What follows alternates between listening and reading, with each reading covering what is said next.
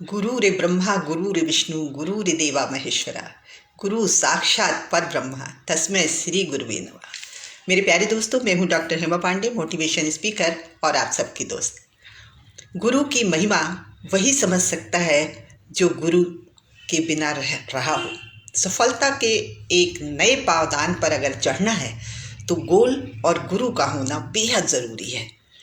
आज मैं आपको बताती हूँ कि कैसे गुरु वो दे जाता है जो असंभव होता है। एक ऐसा गुरु जो स्वयं भी नहीं जानता है उसकी महिमा, लेकिन यदि वो स्वयं को गुरु कहता है और गुरुदक्षिणा देने का संकल्प करता है तो चाहे वो झूठ ही क्यों ना हो, उसको जो सामने वाला शिष्य है वो बहुत कुछ पा जाता है अगर उसमें श्रद्धा है, विश्वास है और गुरु की महिमा के प्रति अपार अपनत्व है। आज ऐसी ही कहानी से रूबरू कराने जा रही हूँ दयावती नाम की एक महिला का। दयावती अपने आप में एक बचपन से ही विडो महिला थी। उसके पिता ससुराल से उसे ले आए और अपने पास ला के रखा। चूँकि कारोबार का मामला था, पिता अक्सर बाहर जाता था और बेटी भगवान में लीन रहती थी, पूजा पाठ में व्यस्त रहती थी। पुराने समय में तो ये और भी ज़्यादा बड़ी बात मानी जाती थी कि पति दुनिया में नहीं है तो अब जीवन ही नश्वर हो गया है, बेकार हो गया है। तो अपने आप को पूरी तरह ईश्वर में समर्पित कर देना हर उस नारी का संकल्प हो जाता था, बजाय इसके कि वो दुनियादारी में अपने आप को समर्पित करे। चूँकि उसके बच्चे भी नहीं थे तो उसने अपने आप को भगवान के सानिध्य में, अपने आप को भगवान विष्णु की पूजा में लगी रहती थी। सुबह से शाम तक उनको नहलाना धुलाना, उनका पूजा पाठ करना, उनको ठंड है तो रजाई बनाना, उनको नाश्ता कराना, इन्हीं सब कामों में उसका सुबह से शाम हो जाता था। पिता महीनों के लिए बाहर चले जाते थे और वो अकेली ही ये लगी रहती थी। एक चोर की निगाह पड़ी कि इस घर में कोई अकेली महिला रह रही है, तो उसका विचार बना कि मैं इसको थोड़ा ठगने का काम करता हूँ। भोली भाली दयावती उसके चक्कर में आ गई। एक दिन चोर उसके पास आया, दरवाज़ा खटखटाया और बोला, भिक्षाम देही। ये शब्द उसने नहीं सुन पाए क्योंकि वो ईश्वर की आराधना में लीन थी, पूजा पाठ कर रही थी। ऐसे में उसने दोबारा आवाज़ लगाई, भिक्षाम देही। तीसरी बार में उसने जोर से दरवाज़ा खटखटा दिया। दौड़ी दौड़ी दयावती आई और उसने आते के साथ हाथ जोड़कर पूछा कि प्रभु आप आदेश दें। क्या आदेश है आपका? बोले, तुम्हें कुछ नहीं देना है तो मत दो, कितनी देर से दरवाज़ा खटखटा रहा हूँ और तुमने मुझे भिक्षा नहीं दी। वो कहती, नहीं सन्यासी, ऐसी बात नहीं है, मैं पूजा पाठ में इतनी लीन थी कि आपकी बात सुन नहीं पाई, तो मैं अभी लाती हूँ। जैसे ही वो मुड़कर पीछे जाने लगी, सन्यासी ने रोक दिया। बोले, रुको, क्या तुमने गुरुदक्षिणा ली है? उसने कहा, गुरुदक्षिणा तो मैंने नहीं ली है, आप ही दे दो। उन्होंने कहा, गुरुदक्षिणा मैं नहीं दे सकता हूँ इस तरह से, इसके लिए मुझे एकांत चाहिए। उन्होंने कहा, मेरे घर में कोई नहीं है, एकांत ही है, आप यहाँ आकर गुरुदक्षिणा दे सकते हैं। उन्होंने कहा कि नहीं, जंगल में जाकर दूंगा।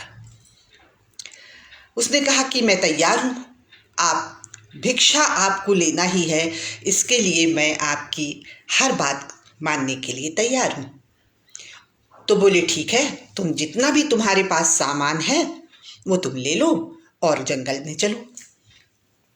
भोली भाली दयावती समझ नहीं पाई और उसका जितना भी उसके पास सोना चांदी था, पैसा था, उसने एक पोटली में बांधा और उस सन्यासी के पीछे पीछे चल दी।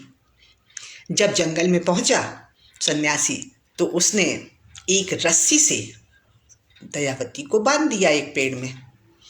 उसने पूछा कि मुझे आप बांध क्यों रहे हैं? सन्यासी ने कहा, किंतु परंतु बट लगाओगी तो गुरुदक्षिणा नहीं मानी जाएगी। बिल्कुल मौन रहना है, जो मैं कहता हूँ, जो मैं करता हूँ उसे करने दो, गुरुदक्षिणा ऐसे ही दी जाती है।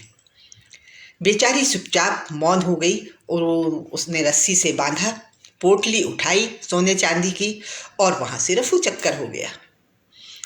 अब दयावती रस्सी से बंधी थी, कोई घर में था नहीं उसकी खोज खबर लेने वाला। भगवान विष्णु ने कहा, आज 3 दिन हो गए मैं भूखा प्यासा हूँ, कोई मुझे खिलाने पिलाने वाला नहीं है, कोई नहलाने वाला नहीं है, आखिर मेरा भक्त कहाँ गया।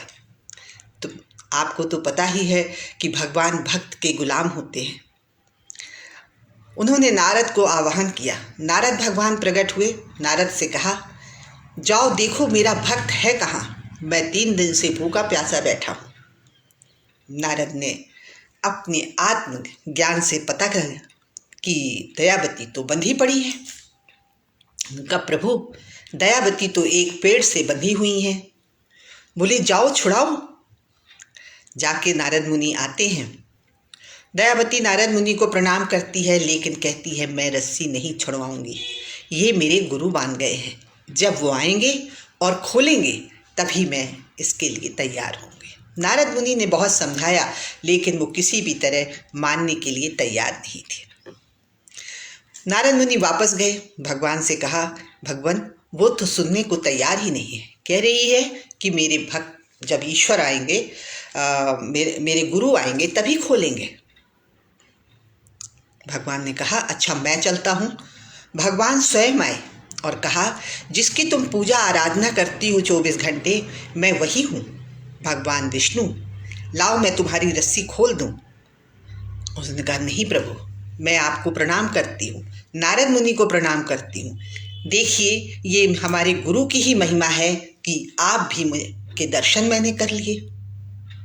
भगवान विष्णु बड़े परेशान हो गए, कहने लगे, ये ऐसी पागल है कि बताइए, अब 3 दिन से खुद भी भूखी प्यासी है और मुझे भी नहीं कुछ दिया और ये तो खुलने के लिए तैयार नहीं है। नारद मुनि से बोले, जाओ उसका पता लगाओ, कौन सा वो है और क्या कर रहा है। जब नारद मुनि ने उसका पता लगाया तो वो चोर था और चोरी की तैयारी कर रहा था। बोले, भाई चलो, तुम्हारे वजह से भगवान विष्णु तक परेशान है। किसको गुरुदक्षिणा देने के लिए कहे आए थे, जाओ खोलो जाके उनको।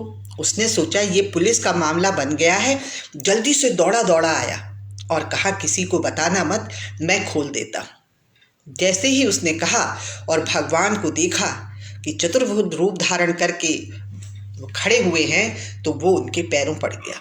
बोले, भाई खोलो खोलो, मेरे भक्त को खोलो पहले। जब भक्त को खोला गया तो जाकर के दयावती अपने आप को रस्सी से मुक्त की।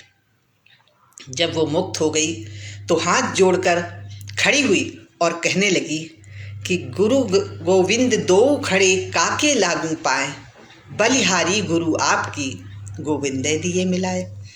तो गुरु की महिमा इतनी अधिक है कि ईश्वर भी पीछे रह जाता है गुरु के वजह से।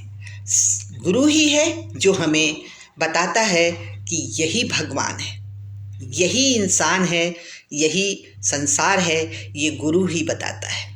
पहले माँ गुरु बनती है, बाद में जो भी गुरु बनता है, जिस क्षेत्र में आप कामयाब होना चाहते हैं, जो भी आपका गोल है, उसमें आप गुरु ज़रूर बनाइए।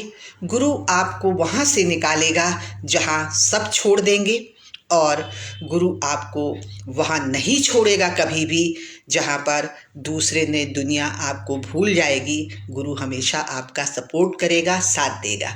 तो मेरे दोस्तों, बिना गुरु के संसार में सफलता मिलना मुश्किल है, और अगर सफलता मिलती भी है तो ज़िंदगी का काफ़ी हिस्सा आपका चला जाता है, क्योंकि तब आप भटकते हुए से बड़े दूर जाकर के कहीं सफल हो पाते हैं। और ये शॉर्टकट अगर आपको देखना है कि गुरु के बताए रास्ते पर चलना है, तो आपको मंजिल भी मिलेगी, स्थाई भी मिलेगी, और गुरु के कृपा से परमानेंट भी मिलेगी। तो कोई भी लक्ष्य कोई भी हो, उम्र कोई भी हो, बिना गुरु के आप सफल नहीं हो सकते हैं। आजकल मैं यूथ को देख रही हूँ कि वो जिम करते हैं, अगर वो योग गुरु नहीं उन्होंने बनाया है, ब्लड प्रेशर उनका कैसा है, वो क्या खाते हैं, इन सारी चीज़ों को अगर उन्होंने अपने कैंडिडेट को नहीं बताया है, जो उस विषय का विशेषज्ञ है, तो ऐसे में बहुत से नौजवान अपना जीवन लीला समाप्त कर रहे हैं। तो हमें चाहिए कि हम जिस क्षेत्र में उतरते हैं उसमें पारंगत व्यक्ति का हम साथ लें, सपोर्ट लें, ताकि हम उस क्षेत्र में कामयाब हो सके। कैसे भी चल देना, कहीं भी भटकना, ये आपके लिए और आपके परिवार के लिए घातक हो सकता है। तो जब भी आप कुछ बनाना चाहते हैं, करना चाहते हैं, तो आप विषय विशेषज्ञ की सलाह ज़रूर लेते रहिए और अपने आप को सफल बनाइए। अपने बच्चों को भी बताइए कि गुरु का माध्यम लेने से फ़ायदा ये रहेगा कि आपको सही रास्ता मिलेगा। यदि डिक्शनरी रटने लगे तो एमए की डिग्री नहीं मिल सकती है। एमए करना है, पीएचडी करना है, तो आपको उससे संबंधित विषय क्या है, फॉर्म भरना पड़ेगा, तब जाके आप उस क्षेत्र में कामयाब होंगे। मात्र तैयारी कर लेने से हम कामयाब नहीं हो सकते हैं। तो आज इतना ही, चलते चलते बस इतना ही कहूँगी कि जब भी कोई कदम उठाएं तो आप उन आदतों को ज़रूर अपनाएं जो आदतें हम बनाते हैं, लेकिन आदतें हमारे भविष्य का निर्माण कर देती हैं। तो अच्छी आदतें अपनाएं, सुबह उठें, बुक्स पढ़ें, अच्छे लोगों का सपोर्ट लें, गुरु बनाएं, किसी न किसी गुरु दक्षिणा लें और हर चीज़ का 1% प्रतिदिन करते रहें। अगर आपने ऐसा किया तो आपको सफल होने से कोई नहीं रोक सकता है। इत्र से कपड़ों को महकाना कोई बड़ी बात नहीं, मज़ा तो तब है जब खुशबू किरदार से आए, और किरदार से खुशबू आने के लिए गुरु तो बनाना ही पड़ेगा। जय हिंद, जय भारत, नमस्कार।